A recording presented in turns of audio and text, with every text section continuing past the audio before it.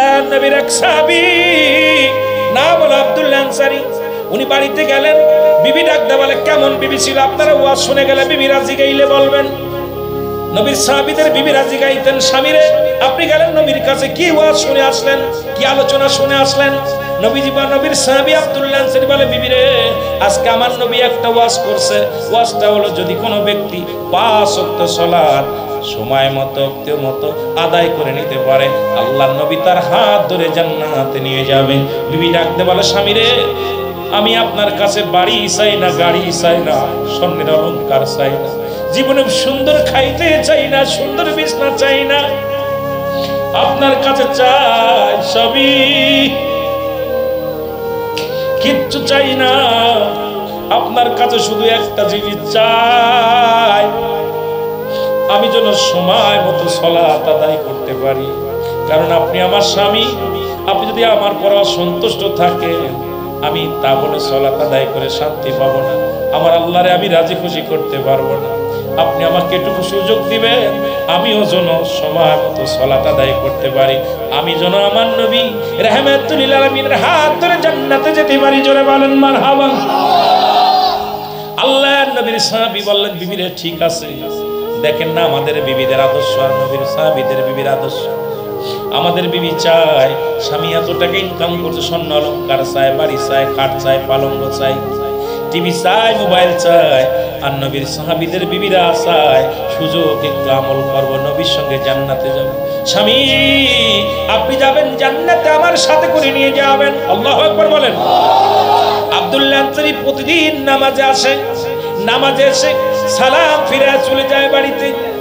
আমার নবী সালাম ফিরে ডাকতে বলে আমার সাহাবীরা রে আমি দেখতেছি আব্দুল্লাহ আনসারী আজ কয়েকত নামাজ, আমি সালাম ফিরে আমি আমার সাহাবীরা আমি দেখতে পাই না। সাহাবীরা বলে হুজুর হয়তো দুনিয়ার প্রেমে পড়ে গেছে, দুনিয়ার মোহে পড়ে গেছে। আমার নবী বললেন সাহাবীরা রে আমার সাহাবীর বিরুদ্ধে কথা বলো না, আমি নবী নিজেই খবর নিব কেন সে আসে নাই, কেন সে দৌড়ায় চলে যায়, নামাজ শেষ করে চলে যায়। নবীজি চলে গেলেন আস্তে আস্তে করে আব্দুল্লাহ আনসারীর বাড়িতে চলে গেলেন। নবী যা সালাম দেন বাড়ির আঙ্গিনায় সালাম দেন, আসসালামু আলাইকুম ইয়া আহলাল বাড়ি, বারবার সালাম দিলেন, 3-3বার সালাম দিলেন নবীজি। একবারও সালামের জবাব নবীজি পাইলেন না। কোন মুসলমানের কোন মুমিনের বাড়ি প্রবেশ করতে হলে সালাম লাগবে, অনুমতি লাগবে, অনুমতি ছাড়া বাড়ির ভিতরে প্রবেশ করা যাবে না। এটাও আমার নবীজি শিক্ষা দিয়েছে। জোরে জোরে চিল্লায় বলেন ঠিক কি না? আমার ভাইরা আমার বন্ধুরা আমার হেঁটে চলে আসলেন, পিছন থেকে আনসারী এক দড়ি চলে আসলেন, এসে রাসূলুল্লাহর পাশে দাঁড়ায় সালাম দাও, আলাইকুম আসসালাম ইয়া রাসূলুল্লাহ, আলাইকুম আসসালাম ইয়া হাবিবাল্লাহ, ওয়ালাইকুম আসসালাম ইয়া রাহমাতাল লিল আলামিন। আল্লাহর নবী ডাকতে বলে আনসারী রে আমি নবী 3-3বার সালাম দিলাম, 3বারের একবার তুমি উত্তর দাও না। আমি নবী তোমার 3-3বার সালাম দিলাম, একটাবার উত্তর তুমি দাও না। আনসারী বলে ইয়া রাসূলুল্লাহ ইয়া হাবিবাল্লাহ, একবার যদি আমার বাড়িতে যাইতেন আমি কেন উত্তর দিই নাই, কেন জবাব দিতে পারবো না, এটা আপনি দেখলে বলতে পারবো। নবী গো আপনি যদি দয়া করে যাইতেন আমার বাড়ির আঙ্গিনায়। নবী বলে চলো, সুবহানাল্লাহ বলেন। নবীজি নিয়ে চলে গেলেন, সাহাবীরা নিয়ে চলে গেলেন বাড়ির ভিতরে। যান আনসারী বললেন ইয়া রাসূলুল্লাহ ইয়া হাবিবাল্লাহ, দরজা খুলে দিলেন। দরজা খুলে দেখতে পাইলেন ঘরের ভিতরে বিশাল একটা গর্ত খোঁড়া। নবীজি বললেন সাহাবীরে ঘরের মধ্যে এত বড় গর্ত খোঁড়া কেন? সাহাবী বলে ইয়া রাসূলুল্লাহ ইয়া হাবিবাল্লাহ, আপনি যখন আমার বাড়ির আঙ্গিনায় আসলেন সালাম দিলেন তখন এই গর্তের মধ্যে আমি উলঙ্গ অবস্থায় ছিলাম, আমার গায়ের মধ্যে কোনো কাপড় ছিল না, কর্ণের মধ্যে কোনো কাপড় ছিল না, এই কারণে আপনার সালামের জবাব আমি দিতে পারি নাই।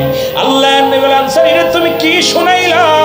আনসারী বলে ইয়া রাসূলুল্লাহ ইয়া হাবিবাল্লাহ, আপনি যেদিন ওয়াজ করলেন 5 ওয়াক্ত সালাত যে ব্যক্তি সময় মতো উক্তি মতো আদায় করতে পারবেন আপনি তার হাত ধরে জান্নাতে নিয়ে যাবেন। এই ওয়াজটা যখন আমি বাড়ি এসে করলাম, আমার বিবি বলে, স্বামী রে, দুনিয়ার মধ্যে টাকা পয়সা ধন দৌলত কিচ্ছু চাই না, একটু সময় করে দিবেন, আমি যেন 5 ওয়াক্ত সালাত সময় মতো আদায় করতে পারি। ইয়া রাসূলুল্লাহ, ইয়া হাবিবাল্লাহ, আমি নামাজে যাই, সালাত আদায় করে যখন আপনি সালাম ফিরেন, আমি একটা দড়ি বাড়ি আসি এই গর্তের মধ্যে ঢুকে যাই, ঢুকে যে কাপড় খুলে আমার বিবিরে দিই, কারণ আমাদের স্বামী স্ত্রী মিলে একখানা কাপড়, এই কাপড়টা পরে আমার বিবি নামাজে দাঁড়ায় যায়। আপনি যখন মসজিদে আযান দেয়, আল্লাহু আকবার, আল্লাহ মহান, আল্লাহ বড়, সঙ্গে সঙ্গে আল্লাহর নৈকট্য হাসিলের জন্য আমি আনসারী ঘরে থাকতে পারি না, পাগলের মতো ছুটে চলে যায়, আপনার পিছে নামাজ আদায় করি। ইয়া রাসূলুল্লাহ, ইয়া হাবিবাল্লাহ, আবার ফিরে আসি যখন ঘরে, আমি এই গর্তের মধ্যে উলঙ্গ অবস্থায় থাকি, ওই কাপড়টা পরে আমার বিবি নামাজ আদায় করে। আপনি যখন সালাম দিয়েছিলেন তখন আমার কর্ণের মধ্যে কোনো কাপড় ছিল না, এই কারণে আমি সালামের উত্তর দিতে পারি নাই। ইয়া রাসূলুল্লাহ, বেয়াদবি মাফ করুন। আমার নবী ডাকতে বলে, আনসারী রে, আমি নবী কথা দিলাম, ইয়াউমাল কিয়ামতের ময়দানে আমি নবী তোদের স্বামী স্ত্রী দুজনকে জান্নাতে নিয়ে যাব। সাথে করে জোরে জোরে চিল্লায়া বলা যাবে না সুবহানাল্লাহ। একটা কাপড় নিয়ে আজকে দেখেন চট্টগ্রামের জমিনে যিনি সবচেয়ে গরিব, তার কিন্তু একটা কাপড় নাই, তারও 2-4টা কাপড়, যারা ভিক্ষে করে তারও 10-12টা কাপড় আছে। তাহলে নামাজে কোনো ছাড় দেওয়ার মতো ব্যবস্থা নাই, নামাজে অলসতা করার মতো কোনো ব্যবস্থা নাই, নামাজে ফাঁকি দেওয়ার মতো কোনো ব্যবস্থা নাই, যে নামাজ কাপড় ভালো না, এটা ভালো না বলার সুযোগ নাই। এক কাপড়ে যদি 2 স্বামী স্ত্রী নামাজ আদায় করতে পারে, এরম দরিদ্র চট্টগ্রামের জমিনে কেউ নাই, আমার মন বলে বাংলার জমিনেও নাই। এই জন্য নামাজ এই জন্য সর্বপ্রথম নামাজের বিচার করবে আমার আল্লাহ। আমার সুন্নি ভাইয়েরা শুনে নেন, এটাও সব কিছু শিক্ষার পিছনে আমার নবী যেদিন নবী মিলাদ শুরু হয়ে গেল, আগমন করলেন, সেদিন থেকে 60 বছরের জিন্দেগি, আমার নবীর জিন্দেগি, প্রতিটা জিন্দেগি ধাপে ধাপে প্রতিটা জিন্দেগি আমার উম্মতের জন্য কল্যাণকারক। জোরে জোরে বলেন ঠিক কি না? আমার আল্লাহ বলেন, হাবিবেরে, যারা আপনার অনুসরণ করবেন, আপনার বিরোধিতা করবেন, ইসলামের বিরোধিতা করবেন, তাদের জন্য আমি আল্লাহ প্রস্তুতি করে রাখছি। হাবিব গো, তাদের জন্য একটা নয়, দুটি নয়, আমি আল্লাহ 7টা ঘর বানাইলাম। সেই ঘর হলো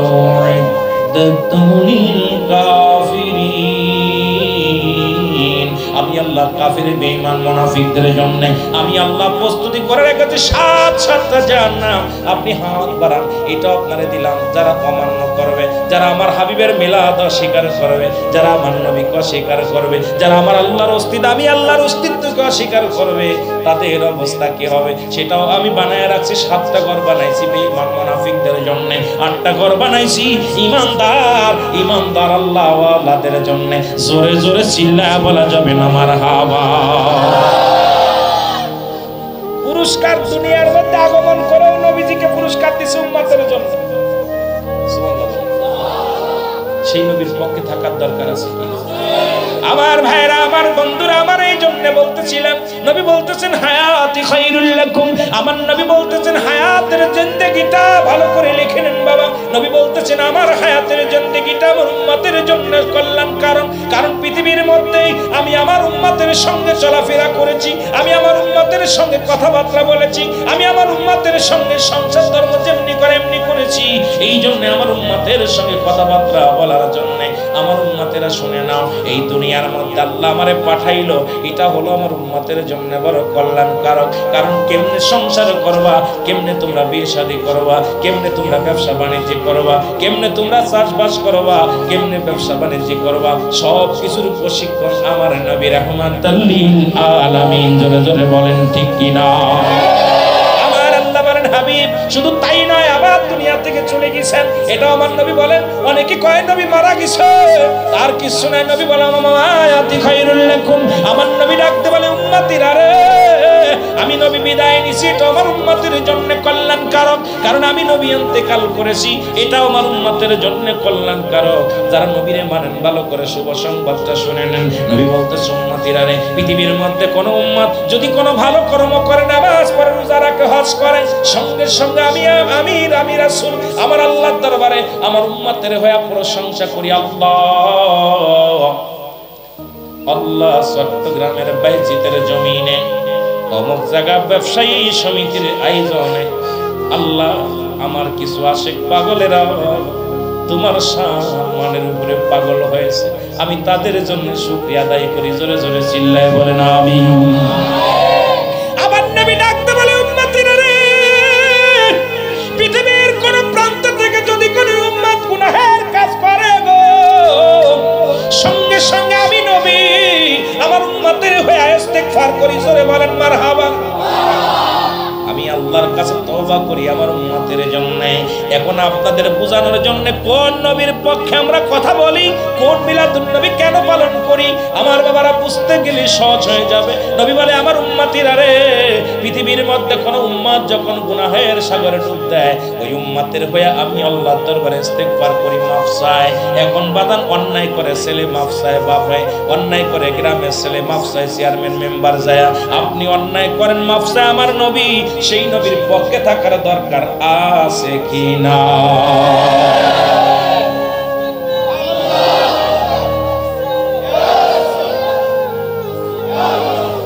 বড় কষ্ট কি, নবী নিজে বলতেছেন আমার উম্মতিরা অন্যায় করলে আমি আল্লাহর দরবারে ইস্তেগফার করি, ক্ষমা চাই আমার উম্মতের। আল্লাহ অমুক ব্যক্তি ভুল করেছে, তুমি তারে ক্ষমা করে দাও। তো এমন বান্ধব ভুল করে ছেলে মাফ চায়, গভীর রাত্রে যা বাবা যে আমার ছেলে ভুল করেছে মাফ করে দাও। বাবা যদি কাজ নাই, চেয়ারম্যান মেম্বার যায়, মাতবাররা যায়, এলাকার মধ্যে যায় মাতবার, গোপনে মাফ চায়। সর্দার গোষ্ঠীর মানুষ যে মোল্লা গোষ্ঠীর কাছে মাফ চায়। তদ্রূপ নবীজি আল্লাহর দরবারে ইস্তেগফার করে উম্মতের, আল্লাহ আমি ওর তরফ থেকে তওবা করলাম, ওরে তুমি মাফ করে দাও। সেই নবীর ঈদে মিলাদুন নবী পালন করতে যায় তোমাদের কষ্ট হয়, তোমাদের মতো বেঈমানের সাথে আমাদের কোনো সম্পর্ক যেটা বলেন ঠিক কি না? এই জন্য সুন্নিদের আদর্শই আলাদা। সুন্নিরা মানুষের গায়ে হাত দিতে, মানুষকে কষ্ট দিতে পারে না। সুন্নিরা মারামারি পছন্দ করে না, সুন্নিরা বোমাবাজি পছন্দ করে না, সুন্নিরা কাউকে আঘাত করে না। কারণ রাসূলের আদর্শ যাদের অন্তরের ভিতরে, তারা শুধু নবী নবী বলে কাঁদতে জানে, নবীর প্রেমে জীবন দিতে জানে, নিতে জানে না। জোরে বলেন ঠিক কি না? আরো জোরে বলেন ঠিক কি না? এদের দিলে মায়া। সুন্নিরা দেখবেন নবীর কথা কইলেই চলতে পানি আসে। এই জন্য যত দেখবেন, যত আমি বাংলাদেশে যতগুলো দেখলাম, নবীর দুশ্মনেরাই বেশি অন্যায়ের মধ্যে জড়িত, নবীর পক্ষের লোক একটা জড়িত খুব কম। যদিও দু একটা থাকে হয়তো কইতে পারেন হুজুর আছে। আমার ভাইরা, আমার বন্ধুরা, আমার সেই নবীর পক্ষে থাকলে লাভ না লস। জোরে বলেন লাভ না লস। শুধু তাই নাই, আসমানের ফেরেশতারা নবীর মিলাদ পরে যেটা বলতেছিলাম, মিলাদ মানে জন্ম বৃত্তান্ত। নবী আসার আগমনে খুশি হয়েছে, ফেরেশতারা খুশি হয়েছে, অন্যান্য নবীগণ খুশি হয়েছে, অন্যান্য সাহাবীগণ, অন্যান্য নবীর সাহাবীরাও খুশি হয়েছে। অন্যান্য নবীগণ আফসোস করেছে এই নবীর উম্মত হওয়ার জন্য, বিনা দরখাস্তই বিনা চাওয়ায় আমরা নবীর উম্মত হয়েছি। এই শুকরিয়া আদায় করে কোনোদিন আমরা শেষ করতে পারবো না। এই জন্য আমার আল্লাহ বলেন, আমার আরসালনাকা ইল্লা রাহমাতান লিল আলামিন। আল্লাহ বলে, হাবিব রে, আপনি হলেন রাহমাতুল লিল আলামিন, আমি হলাম রব্বুল আলামিন। হাবিব, পৃথিবীর মধ্যে কুল কায়নাতের রহমত বানাইলাম আপনারে, আর কুল কায়নাতের স্রষ্টা আমি হলাম রব্বুল আলামিন, আপনি হলেন রাহমাতুল লিল আলামিন। আপনাকে দুনিয়ায় পাঠাইলাম উম্মতের কান্ডারি বানাইয়া। জোরে জোরে চিল্লা বলা যাবে না মারহাবা। একটু মহব্বতের সঙ্গে দুরূদ শরীফ পড়েন, আল্লাহুম্মা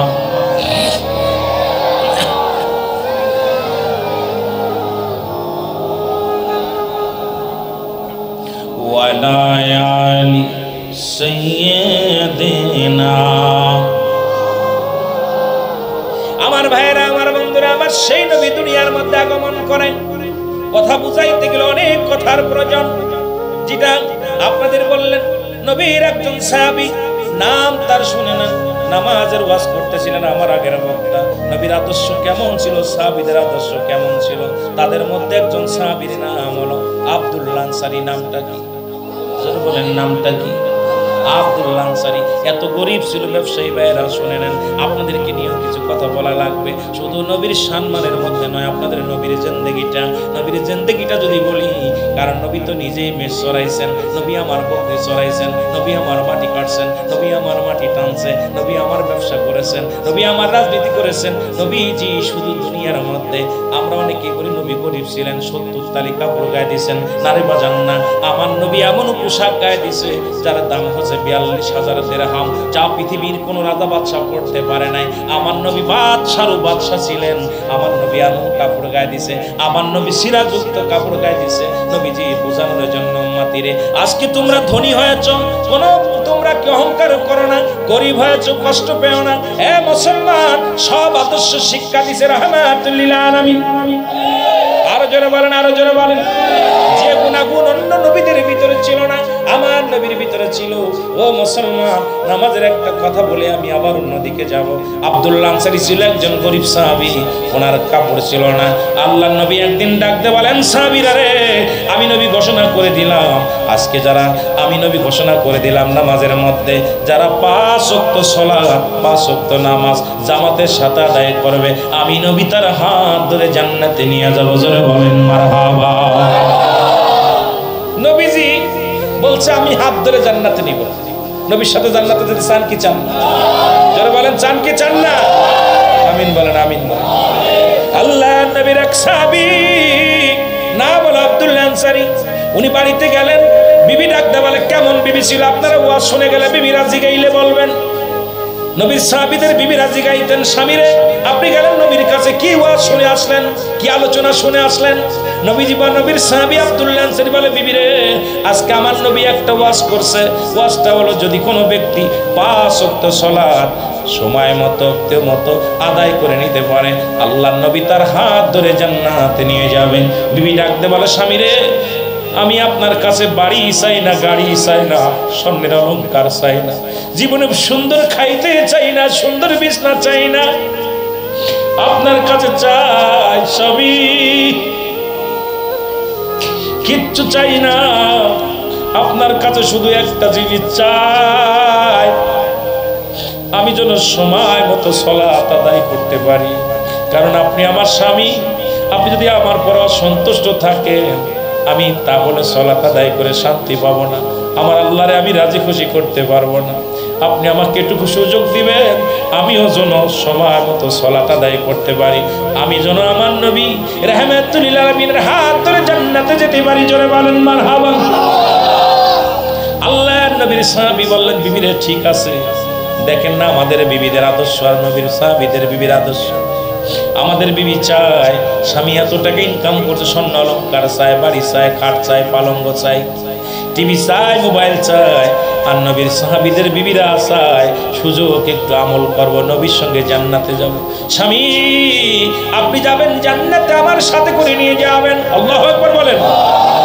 আব্দুল্লাহ আনসারী প্রতিদিন নামাজে আসে, নামাজে এসে সালাম ফিরে চলে যায় বাড়িতে।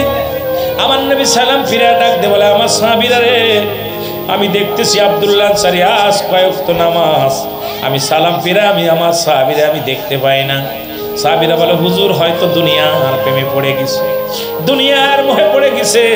আমার নবী বললেন, সাহাবীরা রে, আমার সাহাবীর বিরুদ্ধে কথা বলো না, আমি নবী নিজেই খবর নিব, কেন সে আসে নাই, কেন সে দৌড়ায় চলে যায়, নামাজ শেষ করে চলে যায়। নবীজি চলে গেলেন, আস্তে আস্তে করে আব্দুল্লাহ আনসারীর বাড়িতে চলে গেলেন।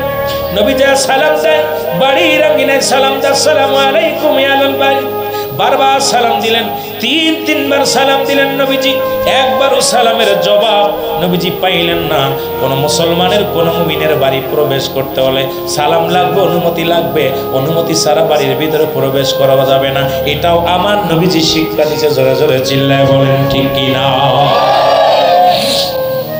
আমার ভাইরা, আমার বন্ধুরা, আমার হেঁটে চলে আসলেন, পিছন থেকে আনসারী এক দড়ি চলে আসলেন, এসে রাসূলুল্লাহর পাশে দাঁড়ায় সালাম দাও, আলাইকুম আসসালাম ইয়া রাসূলুল্লাহ, আলাইকুম আসসালাম ইয়া হাবিবাল্লাহ, ওয়ালাইকুম আসসালাম ইয়া রাহমাতাল লিল আলামিন। আল্লাহর নবী ডাকতে বলে, আনসারী রে, আমি